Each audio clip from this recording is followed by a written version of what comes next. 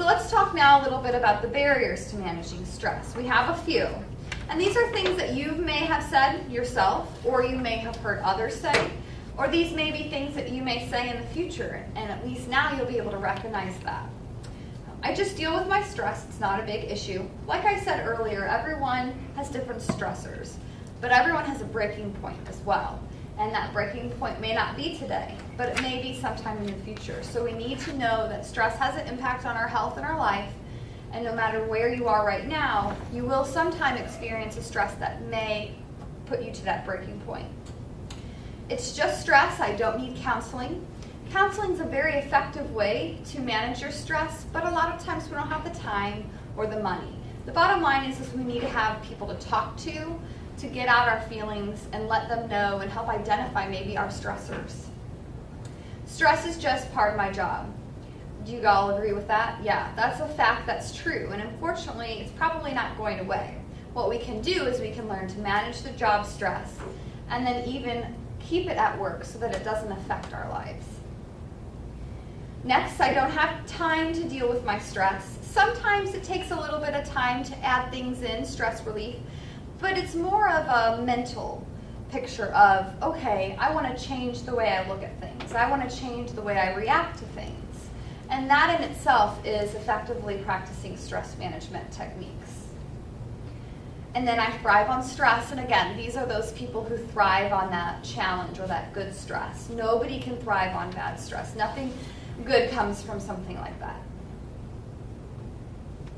Next up, people who are stressed can't cope with reality.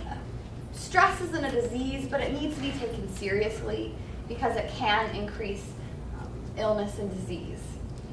If I just make it through the next few weeks, I'll be okay. This is probably one of our more common phrases. It happens to us a lot of times. We have a really stressful time, and it's good that we see that it will eventually go away, but sometimes stress, the effects can work very quickly, and we may not make it through those tough weeks. So we need to learn to manage stress right then and there. I'm so stressed I don't even know where to start. Well, that's why you're here today. We are going to talk about some behavior change modifications that we can make no matter where we are in our lives. Dealing with stress would just be too expensive. Again, we talked about counseling, and sometimes that can get expensive, but we're going to talk about some inexpensive things that we can add into our lives to manage our stress. And lastly, I'm always stressed. It hasn't made a difference so far. Some of stress's side effects are very hard to detect, like that list of illnesses, allergies, headaches, digestive problems. We may think they're related to something else, something we ate, or obviously it's allergy season. But maybe our allergies are a little bit worse because we have stress on top of the pollen and the spring trees and whatnot outside. So everyone has some sort of effect from stress. So before we move on, I want to make sure that everyone understands that people change differently and at different levels. We have something called stages of change or behavior modification. And we kind of cycle through these in our life. And this has to do not only with stress management, but other aspects of our life. So you can keep these stages of change in mind when you move on to other wellness topics. Maybe it's nutrition or exercise or whatnot. So let's take a look at the stages. There are 5 stages of change: pre-contemplation, contemplation, preparation, action, and maintenance. So pre-contemplation would be you're just not ready to deal with stress management at all. You're not ready to change. Contemplation would mean that you're considering change, thinking about it. Preparation is, yes, you are ready to start today, which hopefully that's what everybody is in today. Action, we are effectively practicing stress management techniques. And maintenance, I have been practicing stress management techniques for a while now. So here are our 5 areas, and I want you all now to just pick what stage you're in. We're going to talk about all of them, but I want to make sure that you understand where you are so that you can really focus on that actual stage and the things that I discuss. Does everybody have their stage? Okay. So let's talk about stage 1. Not really ready to change. And that's okay. And you know what? Sometimes we'll fall back into this stage even if we're not in it now.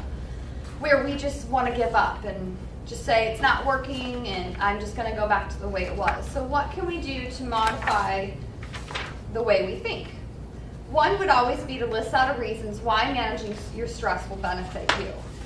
Listing out a reason of negative things that will happen or positive things that will happen just makes it a little bit more realistic and kind of can solidify in our mind why we would want to do this. Create a list of why managing your stress will benefit your family. All of us have family, whether it's someone that lives with us in our house or not.